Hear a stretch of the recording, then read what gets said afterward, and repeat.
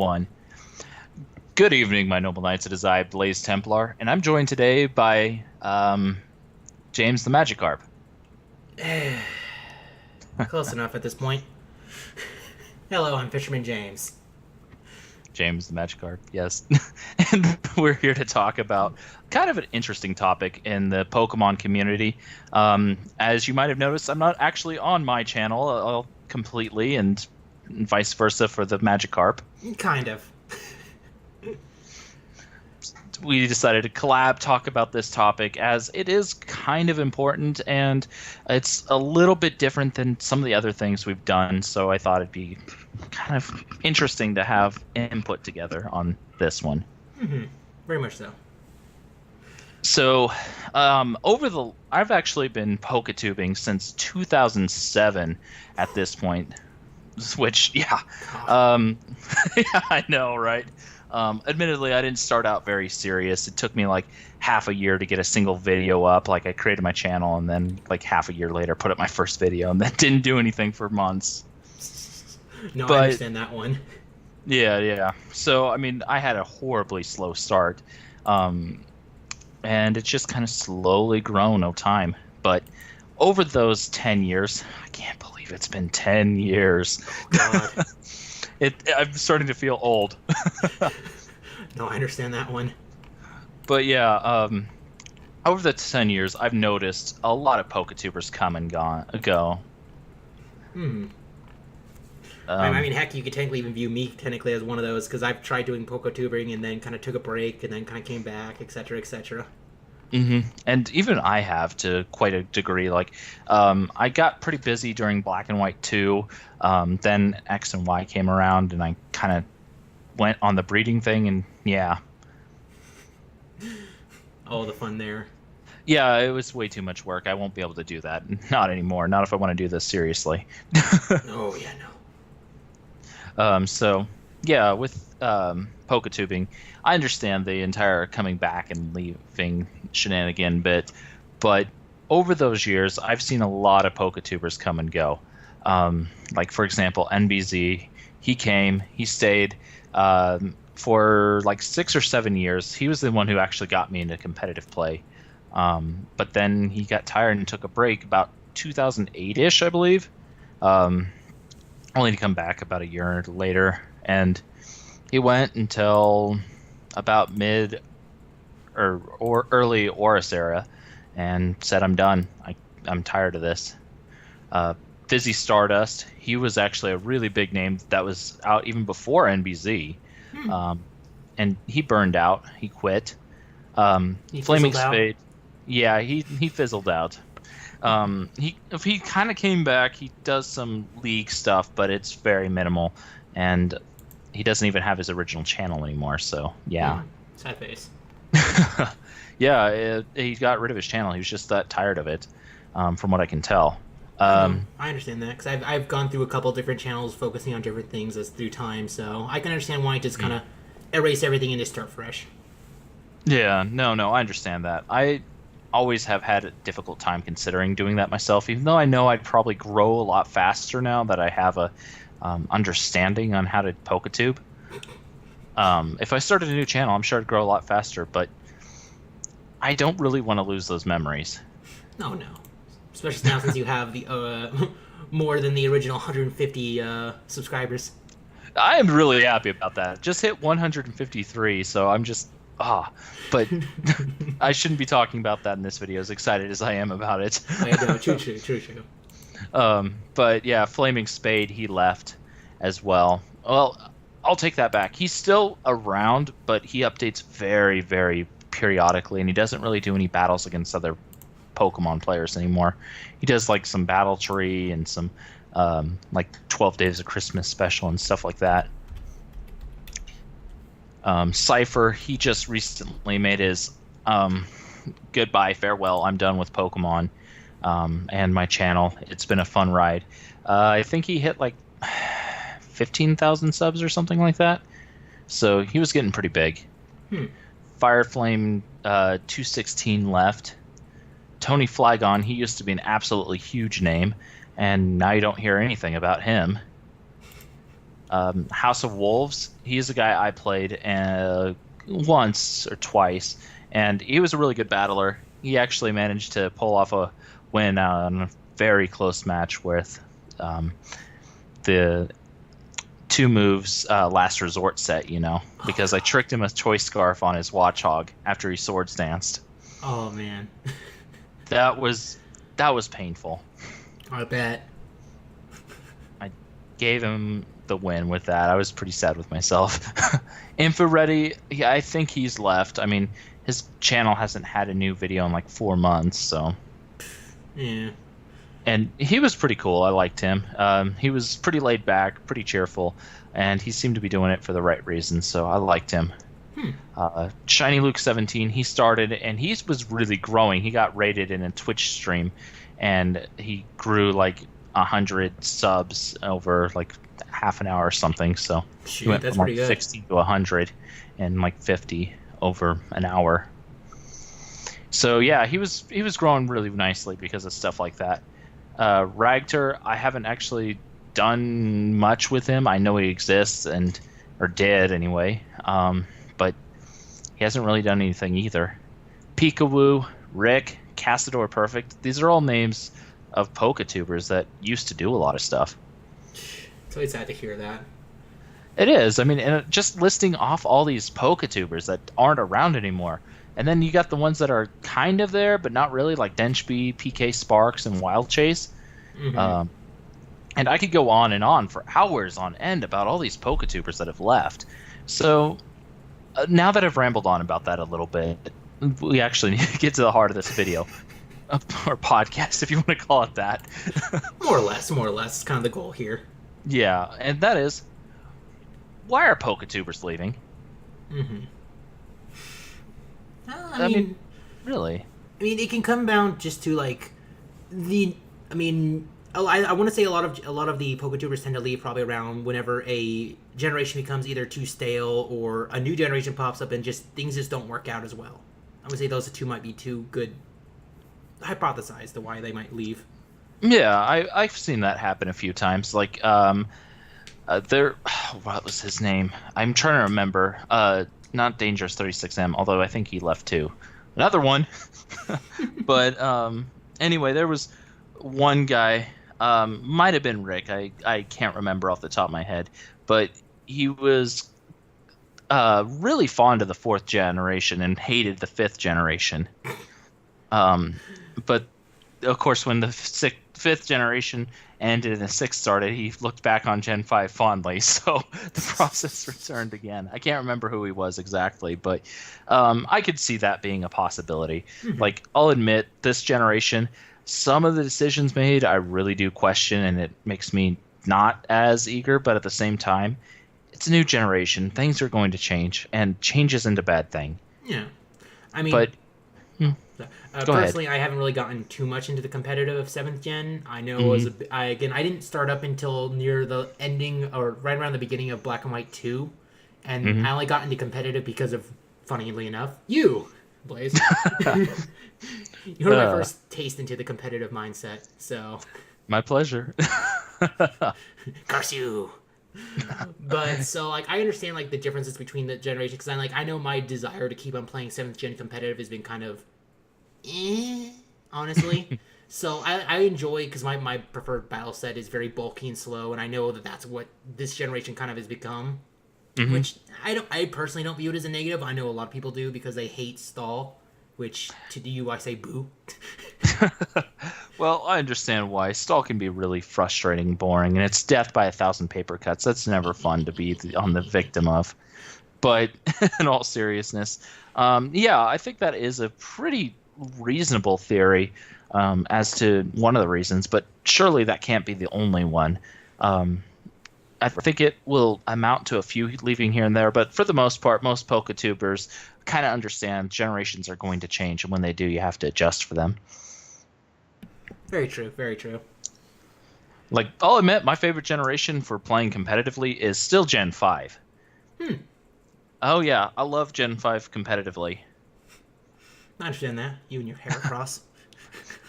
You are still bitter about that, aren't you?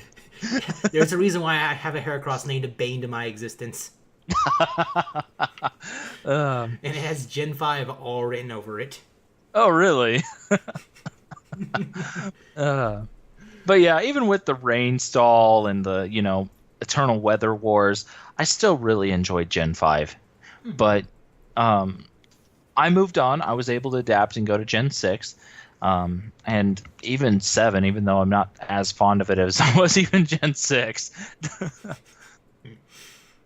But yeah, no, I mean, I think there's other elements to consider as well besides just the changes to the metagame, because just that one change be pretty limited. Oh, yeah. So one of the things I personally think is really possibly one of the issues is actually Pokemon Company itself, the Pokemon Company, how they do their tournament system. True. Where VGC is a pretty amazing format. Like it's fun to watch VGC. It's fun to play, It also leaves a lot of Pokemon players in the cold. Yeah, no, I can kind of agree to that. Because I love playing Pokemon. Oh, if I want to play in the World Tournament Championship Series, I have to do this exacting thing exactly this way, and it's doubles. Mm-hmm. And even the idea of having it at doubles, I think is kind of ridiculous, because the only reason why the tournament started out as doubles was because it was Gen 3 when the Worlds were first established. Mm-hmm. So they were using the new gimmick. Yeah. And like they'd use like the Coliseum or XD games to put it on the big screen for people. Best games ever. They were great. I won't argue that. But that means that the gimmick, if you will, it's a good gimmick, don't get me wrong, became the standard, despite the fact that Pokemon is and continues to be, by large fact, single playing, single strings. And even if you don't want to get rid of doubles, that's fine. Make it more open. Make it so there are 2 or 3 different championships, like Pokemon VGC 2017 singles, doubles, and I don't know, Battle Royale team. It could be even team. I know that'd be that'd be a good meta right there. Just like have to make sure that teams can work together. I don't know if they would allow them to communicate or not. Probably, but yeah. Probably I would think so. They might have to like write it down or gesture or like indicate screens. Like the team members could screen share or peek each other kind of thing. Okay, makes more sense there. So you can't like actually verbally speak, just more like a pointing gesture and kind of like, and that makes more sense anyway. So you're not just like use flamethrower. Oh, he's gonna use flamethrower. Click, protect. Exactly. So I mean, I think that's one of the big limiting factors is that it is only doubles, but it's even more than that, because like if you look at the 2016 VGC, people. Yeah, exact. Well, it's more than that. Like Mega Blaziken, Primal Groudon, Primal Kyogre, Talonflame, Mega Kanga, and Mega Rayquaza were known as the Big Six. Ugh, and Smirgle. It was exactly why, because that was all that was being used. Hey, look, it's the top 6 people all having the same team, but like one Pokemon different from each other, and it's usually the same Pokemon that's different. Yeah, exactly. They all have Mega Rayquaza. They all have Primal Groudon. They all have Talonflame. So I mean, the Big Six every single time. And so people complain about like Smogon OU being very, very cookie cutter standard, and you only see the same 6 Pokemon over and over again. That's not true. You see some Pokemon that are on very large numbers of teams, like Landrotherian form. But you do not see it on every team. You might see it on 40% of the teams, which is still high. But it is not on every single championship team. Oh, yeah. So the meta, I think, kind of stifles itself to a degree. Like, look at this meta. Tapu Koko and Tapu Lele and Bulu are all over the place. Oh, yeah, and I know even before Pokebank came into basically came to play, Toxapex was on every team, literally 100% almost. of like Hmm. everybody, every user using it, and just because it. Yeah. And the sad thing is, as much as I love that water poison mush cactus thing, it's just defensive. It's not really much. It's just kind of there, just to kind of like, okay, I'm gonna take a couple hits. Cool. Did I poison you? No. Okay, I'm gonna leave now. Bye. And it's just okay. Did you Regenerator. Yeah. accomplish? Did you accomplish anything? No, not really. Why are you here? Stall. Of course, that's what seventh gen's all about. So, Yeah. Well, the point I'm bringing up with that is, so the VGC format it limits you because a lot of Pokemon just cannot handle doubles format well. Like, a lot of people will run Garchomp in doubles, but it's completely outclassed by Landorus. oh yeah, So I mean, it's that kind of principle where in singles it does great work because it has great typing, it can do a lot of work, and its Earthquake isn't nerfed because it's striking multiple targets. very true. And it can do things. It has the speed to abuse a sword stance and whatnot. So the VGC format limits your options a little bit there. And while that's all well and good, it upsets a lot of players because they're not allowed to have the diversity. I think that's one of the issues I'm trying to get to. Diversity.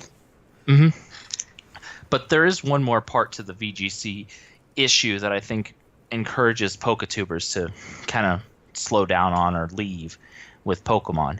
And that is actually a more monetary focus. Very true. That makes sense. Because like if you look at like the 2013 2014 championships, you could go to the tournaments, right, as long as you like went to the regional qualifiers, got high enough, went to nationals and so on. But in like 2016 I believe it was, they actually put in an entrance fee for one. I mean, yeah, I mean, like right there, that would basically kind of make me discourage me to want to go unless I really wanted to go. I mean, Yeah, especially if you're exactly. flying out to there or something like that, where you're already paying to like, it's like, well, Yeah. what the heck? Like, if Yeah, you like, qualify for it, you should already qualify, honestly. well, I'm talking about regionals there, of Oh course. yeah. Okay, yeah, no. Nationals, I think you still have to do, but global you don't. Okay, that makes a bit more I sense. think I that, take that back. which it's better than it could have been, but Yeah. that's still pretty bad. Mm-hmm.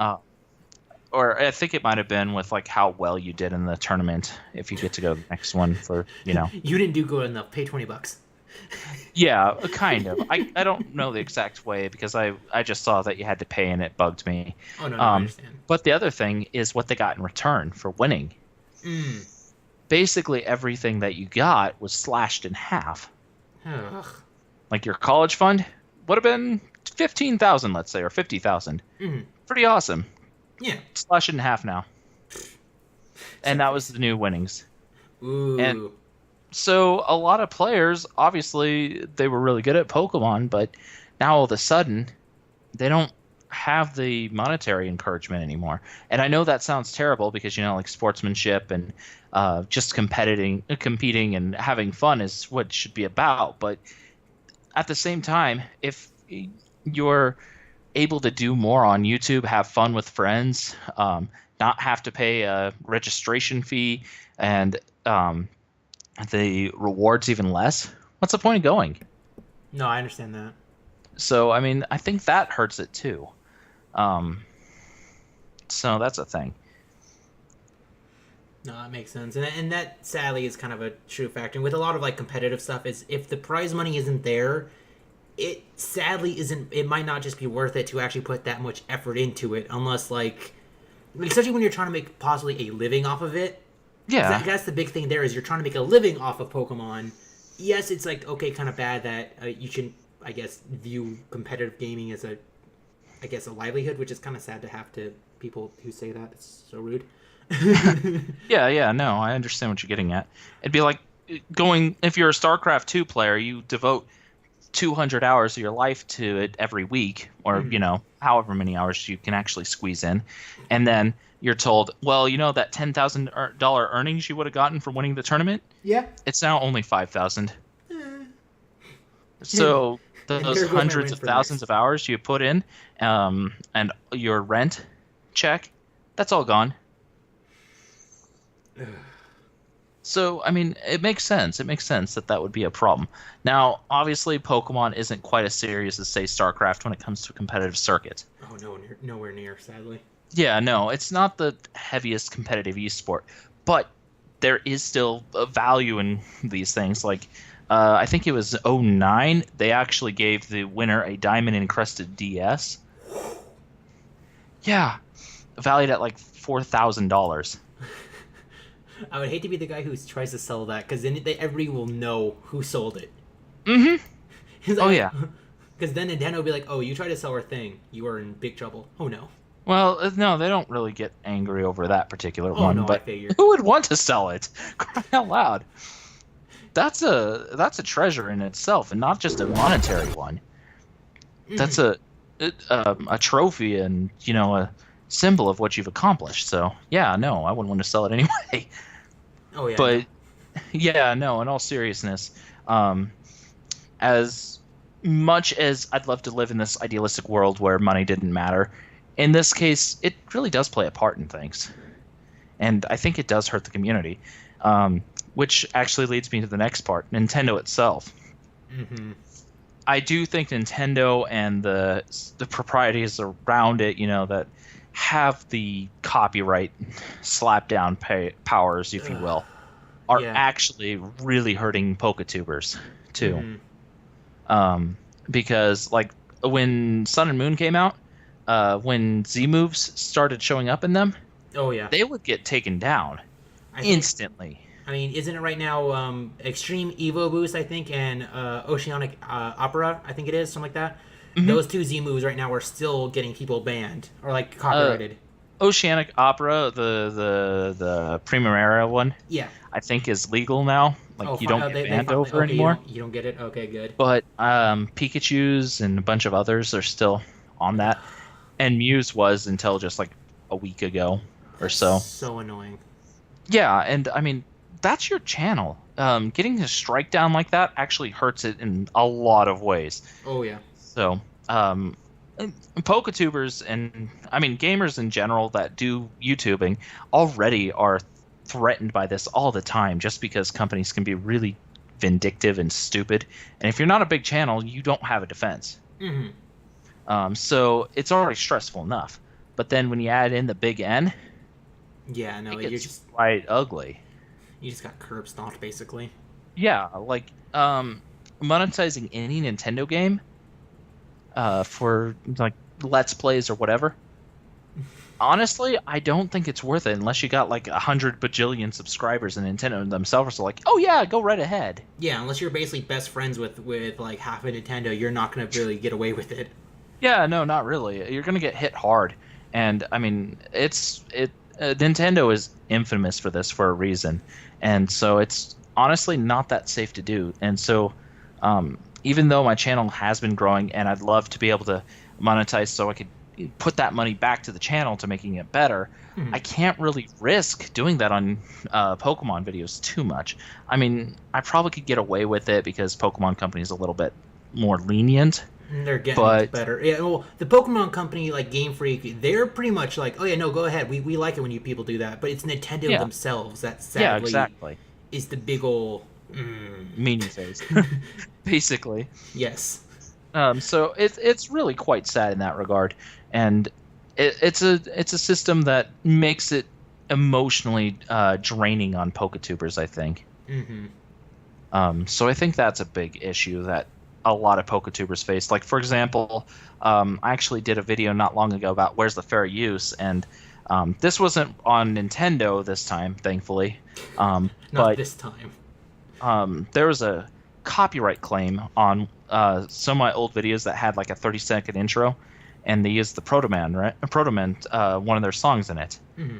Well, they copyright claimed those and started monetizing them, despite me wanting to do it for entertainment nonprofit use. Yeah. Which is within accordance with the law. And those videos are not easy to do. They're making money off my hard work with those videos is what they're doing. Mm-hmm.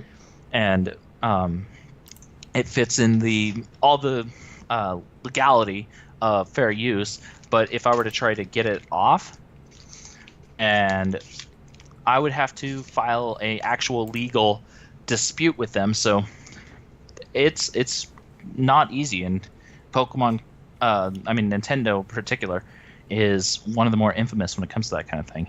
Yeah, because I know that most people don't have the money or the power or the connections to really fight for something like that.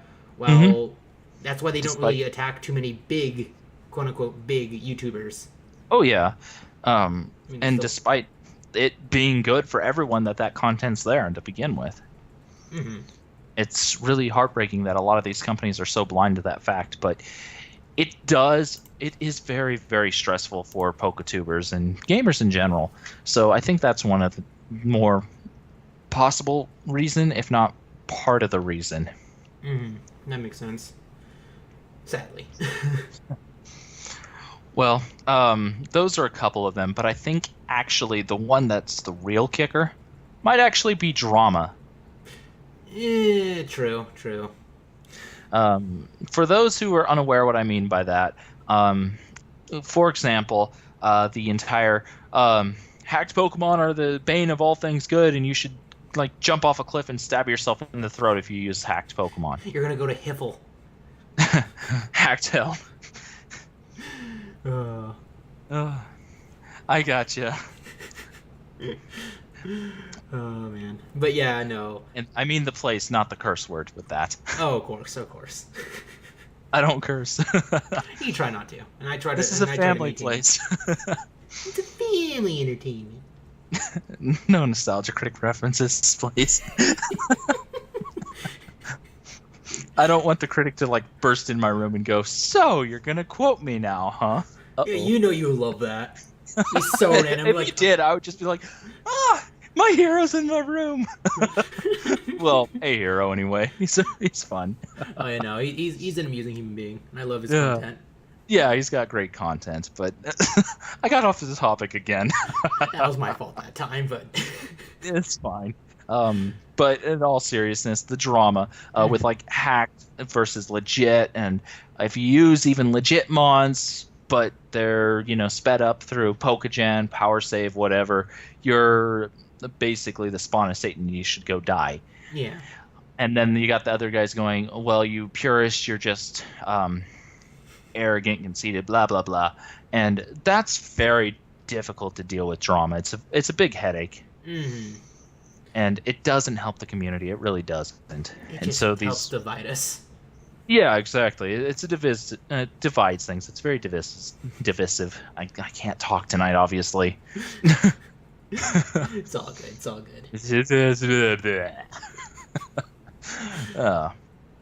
But in all seriousness, it does really impact the community in negative ways, and I think that's one, if not the biggest thing, because you get this drama, you get this emotional buildup from people doing these really horrible things, and it kind of all comes together. And so I think it's a mix of all those things that I've mentioned, more than just any one thing. Yeah, for some Poketubers, it might be more of a mixture between one or two things, but it's all of those that kind of help formulate why some people just kind of sadly leave. Yeah, it's really heartbreaking in that regard. So I mean, I really wish there were words that could be used to explain how this affects things, but I think considering how long this particular podcast has gone, we should probably let that end and go to the next, and see you in part 2. Okay. See you on the next episode, or part. Take care. Bye-bye.